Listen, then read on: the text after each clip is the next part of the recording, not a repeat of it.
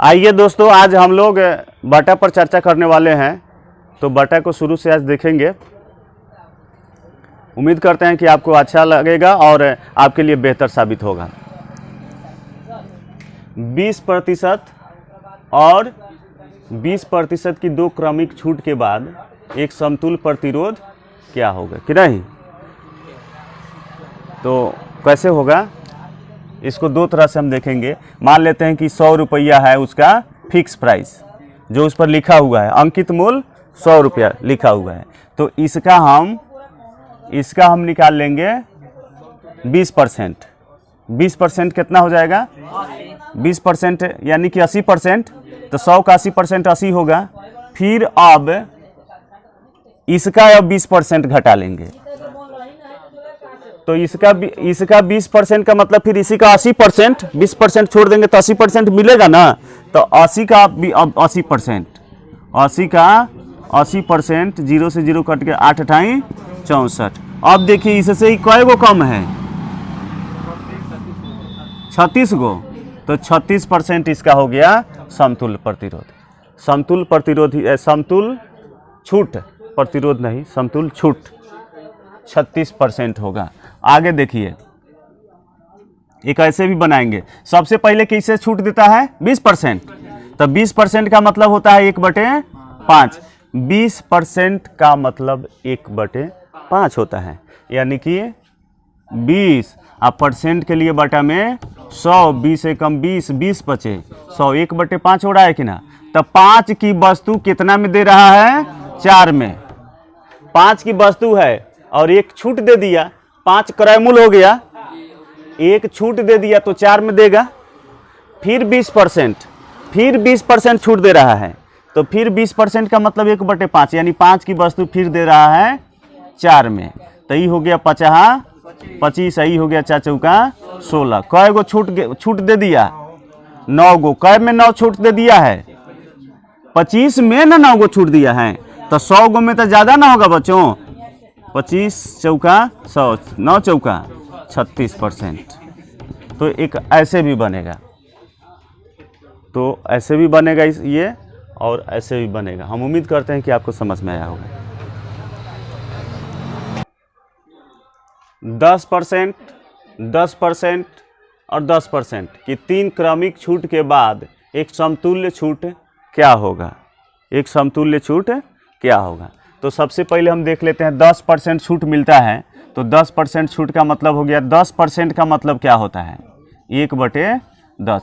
10% का मतलब हो गया, 10% का मतलब हो गया 1/10। 10% का मतलब 1/10 है ना हुआ। 10 परसेंट के लिए बटा में 100, 0 से 0 कट गया, 1/10 हो रहा है कि नहीं। तो 10 रुपए की वस्तु 9 रुपए में दी जाती है। फिर 10% है कि नहीं।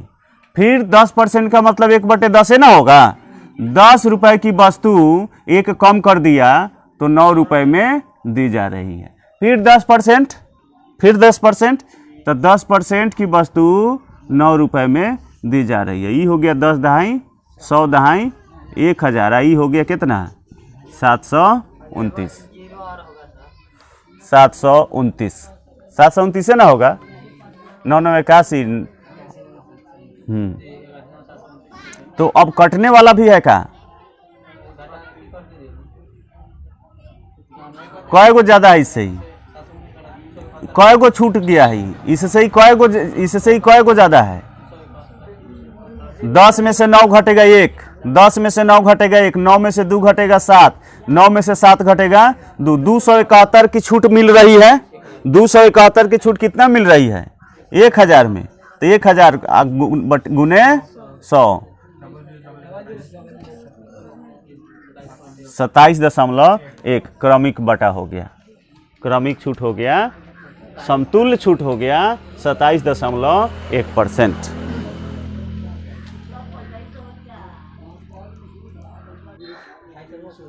एक वस्तु पर क्रमशः 10%, एक वस्तु पर क्रमशः 10%, 20% क्रमिक बटा दिया जाता है तो इतना छूट मिलता है। तो उसका अंकित मूल्य क्या है? इसका मतलब समझ रहे हैं। क्रमिक बटा 2 को बटा दिया जाता है तो छूट मिलता है 33.6 रुपया का छूट मिलता है। तो उस वस्तु पर कितना रुपया अंकित होगा, उस वस्तु पर कितना रुपया अंकित होगा, यही बात है। तो सबसे पहले का छूट कितना है 10%। तो 10% का मतलब होता है 1/10। 10% का मतलब होता है 1/10। ये नहीं समझ में आ रहा है, ये नहीं समझ में आ रहा है। 1/10 तो 10, आप परसेंट के लिए बटा में 100 लिखते हैं, ये 0 से 0 कट गया तो 1/10 नहीं हो जा रहा है, 1/10 हो जा रहा है। तो 1/10 यानी 10 की वस्तु 1 रुपया कम में मिलेगा, 9 में। फिर क्या परसेंट का छूट मिल रहा है 20% का। तो 20% का मतलब होता है 1/5। 20 आप परसेंट के लिए बटा में 100, 20 से कम 20, 20 बचे 100, यानी 20% का मतलब होता है 1/5, यानी 5 की वस्तु मिलेगा 4 में। तो ये देखिए 10 बचे 50, 9 चौका 36, कितना छूट हो गया, ई हो गया अंकित मूल, ई हो गया अंकित मूल। ये कौन मूल हो गया, विक्रय मूल, ये हो गया विक्रय मूल। अब बताइए कि कितना का छूट मिला है, कितना का छूट मिला है, इतना 14 का छूट मिला है कि ना, 14 का छूट मिला है। इस तरह कितने का छूट मिला है, 14 की वैल्यू कितना है, क्रमिक बटा पर इतना छूट मिलता है। इसमें ऐसे तो देख रहे हैं तो 14 का ही छूट मिला है, तो 14 का छूट मिला है तो इसका वैल्यू 14 का ये है कितना, 14 रुपया हुआ, परसेंट निकालिए 14 कितना होगा, परसेंट भी निकालिए ना 50। अच्छा ठीक है, 14 की वैल्यू कितनी हो गई 33.6, 14 दूनी 28, कितना बचेगा 5, 14 चौका 56। इससे 2.4 गुना है, इससे कई गुना है 2.4 गुना। तो 50 का 2.4 गुना कितना होगा, 50 का 2.4 गुना 2.4 गुना 24 पचे 120 है, एगो 0 दशमलव के बाद एक अंक है, एक अंक छाट के दशमलव हो जाएगा, 120 रुपया इसका अंकित मूल होगा। ये अंकित मूल है, विक्रय मूल है, तो अंकित मूल 120 होगा।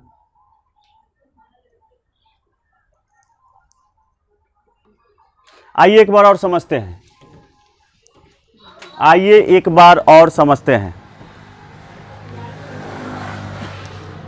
10%, 20% क्रमिक बटा देने पर 33 रुपया 60 पैसा का छूट मिलता है।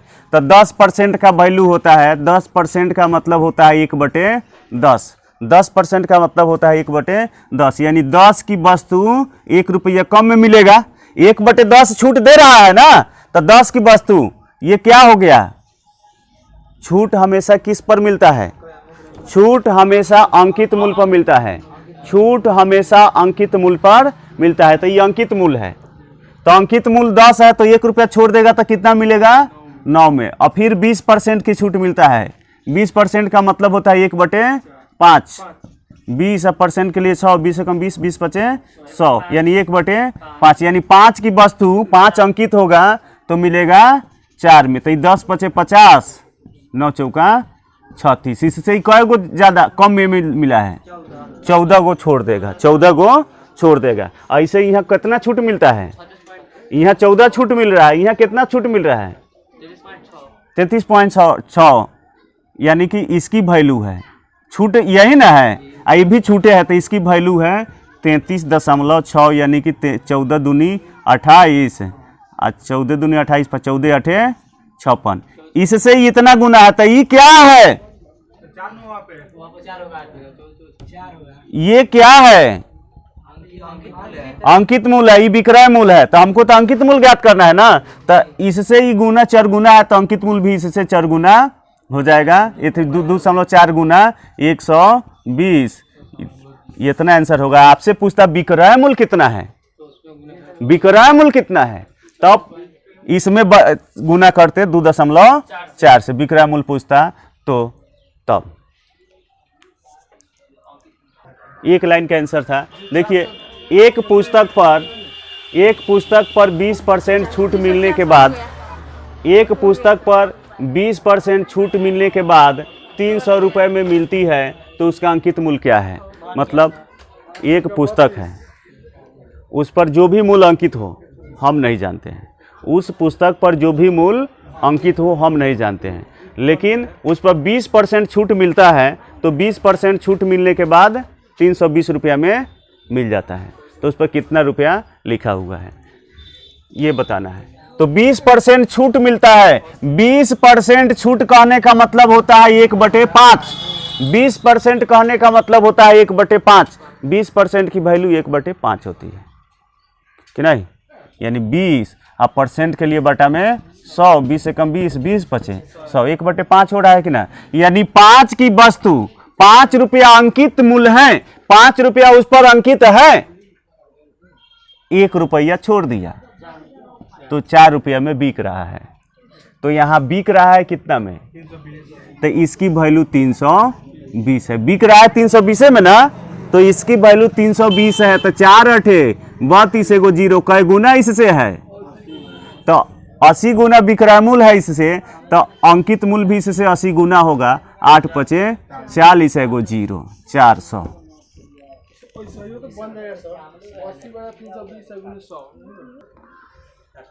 एक घड़ी का अंकित मूल्य 8 पर, एक घड़ी के अंकित मूल्य पर 8% छूट मिलने के बाद उसका मूल्य 10,120 है, तो उसका अंकित मूल्य क्या है? मतलब 8% छूट मिल जाता है, 8% छूट मिल जाता है, तो छूट मिलने के बाद इतना रुपया मिल जाता है वो, मतलब इतना में तो क्या हुआ? विक्रय मूल्य हो गया, ये विक्रय मूल्य हो गया, तो ये विक्रय मूल्य हो गया, ये विक्रय मूल्य हो गया, तो विक्रय मूल्य है ये है और छूट है ये है, तो हमें अंकित मूल्य निकालना है, तो इसको हम ऐसे भी बना सकते हैं, 8% का मतलब हो गया 8/100, 8/100, यानी 100 की वस्तु को 8 रुपया कम में दे देना है। 100 रुपया अंकित मूल्य है तो कै रुपया में देंगे? 92 रुपया में देंगे। 100 रुपया की वस्तु है तो कै रुपया में देंगे?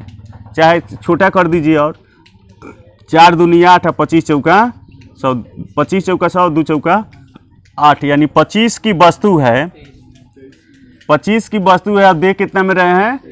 तो इसमें 2 की छूट दे देंगे। ये अंकित मूल्य हुआ ना, छूट हमेशा अंकित मूल्य पर होता है, तो ये अंकित मूल्य हो गया, 2 रुपया छोड़ दिया, तो ये हो गया क्या? सेलिंग प्राइस, विक्रय मूल्य। ये क्या हो गया? फेस वैल्यू, फेस वैल्यू यानी कि अंकित मूल्य, अंकित मूल्य कि ना, और ये हो गया विक्रय मूल्य कि नहीं। तो विक्रय मूल्य तो दिया हुआ है 10,120, तो इससे ही कै गुना है? 440, चाहे तो 440 से इसमें भी गुना करेंगे, यानी कि 10,120/23 कै गुना है, इसमें इससे भाग देंगे तो था चल जाएगा कि नहीं। इसमें इससे भाग देंगे तो इससे ही कै गुना है, था चल गया। अब इतना ही गुना इससे इतना ही गुना अंकित मूल्य होगा, तो इसमें 25 से गुना कर दीजिए, 25 से गुना कर दीजिए, तो इससे इसमें हम भाग देंगे तो कितना हो जाएगा? 440, तो 11,000 उत्तर हो जाएगा। 440 मरतबे भाग लगेगा इसमें, तो गुना करेंगे तो ये हो जाएगा। नहीं समझे? फिर से एक बार और समझिए। 8% छूट का मतलब हो गया 2/25, यानी 25 अंकित मूल्य है, 2 रुपया छोड़ देगा तो 23 में मिलेगा, तो 23 विक्रय मूल्य है, और यह भी विक्रय मूल्य ही दिया हुआ है, यह भी विक्रय मूल्य ही दिया हुआ है, तो विक्रय मूल्य की वैल्यू दी गई है, विक्रय मूल्य दिया है, तो हम भाग दे के देख सकते हैं, इसमें हम भाग दे के देख सकते हैं कै गुना है। 10,120 में भाग दे दीजिए 23 से, 23 चौका 20 चौका 80, 20 पचे 100, 20 पचे 100, 20 चौका 3 चौका 12, 4 तिहाई 12, और 4 दूनी 8, 1 9, बच गया 9, 2 फिर 4 मरतबे 92, और फिर 0, तो 0 डाल के छोड़ देंगे, यानी 440 गुना है। इससे कै गुना है? तो अंकित मूल्य भी 440 गुना होगा। तो 25 चौका 100 के 0 हाथ में 10, 25 चौका 100 हाथ में के 10, 110, आइए गो 0, 11,000, ये उत्तर होगा। यदि एक मोबाइल फोन का अंकित मूल्य पर 40% की छूट दी जाती है, अंकित मूल्य पर 40% की छूट दी जाती है, तो विक्रय मूल्य अंकित मूल्य से 160 रुपया कम हो जाता है। निश्चित तौर पर अंकित मूल्य जितना रहेगा, और जब छूट देंगे तो जो विक्रय मूल्य होगा, छूट देने के बाद ही तो विक्रय मूल्य होगा, तो जो विक्रय मूल्य होगा अंकित मूल्य से कम होगा। अंकित मूल्य से कम होगा कि नहीं होगा? तो यहाँ अंकित मूल्य से कम हो जाता है 160 रुपया। तो मोबाइल का अंकित मूल्य क्या है, ये बात है। तो ये 40% का छूट मिल रहा है, 40% का छूट मिल रहा है। तो 40% का मतलब हो गया, 40% का मतलब हो गया 40 परसेंट के लिए बटा में 100, 0 से 0 कट गया, 2 दूनी 4, 5 दूनी 10, 2/5। 40% का मतलब हो गया 2/5, यानी अंकित मूल्य 5 है। तो 5 पर कै रुपया का छूट देने वाला है? 5 पर 2 रुपए की छूट देने वाला है। यानी कि अंकित मूल्य 5 है, तो विक्रय मूल्य कितना हो जाएगा? 2 रुपया छोड़ देगा तो 3 रुपया मिलेगा। ऐसे ही इससे कै गो रुपया कम है? अंकित मूल्य से विक्रय मूल्य कै गो रुपया कम है? 2 रुपए कम है। ऐसे इसमें दिया कितना है? 160 रुपया कम है, यानी 2 की वैल्यू कितना है? यानी कै गुना ज्यादा है? इससे ही कै गुना ज्यादा है। तो क्या पूछ रहा है हमसे? तो अंकित मूल्य भी 80 गुना हो जाएगा। 8 पचे 40, 400। अगर आपसे पूछता विक्रय मूल्य तो 80 गुना विक्रय मूल्य भी हो जाता है। 8 तिरका 24, 240। तो विक्रय मूल्य नहीं पूछा है, हमसे पूछा है अंकित मूल्य, तो ये उत्तर होगा। हम उम्मीद करते हैं कि आपको ये बात समझ में आई होगी।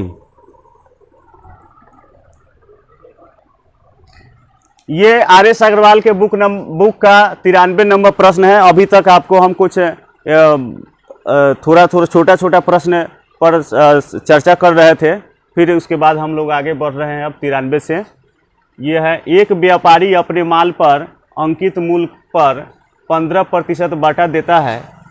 वह अपने माल पर लागत मूल्य से कितना प्रतिशत अधिक मूल्य अंकित करे कि उसे 19% का लाभ हो। यानी कि अंकित मूल्य पर 15% बटा देता है, अंकित मूल्य पर 15% बटा देता है। अगर वह 19% लाभ लेना चाहता है, 19% लाभ लेना चाहता है, तो उसको कितना मूल्य अंकित करना पड़ेगा? कितना मूल्य अंकित करना पड़ेगा?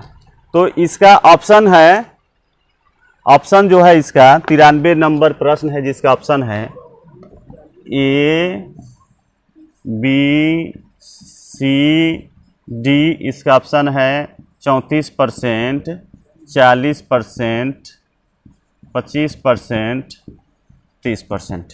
इसका ऑप्शन है। तो आइए देखते हैं।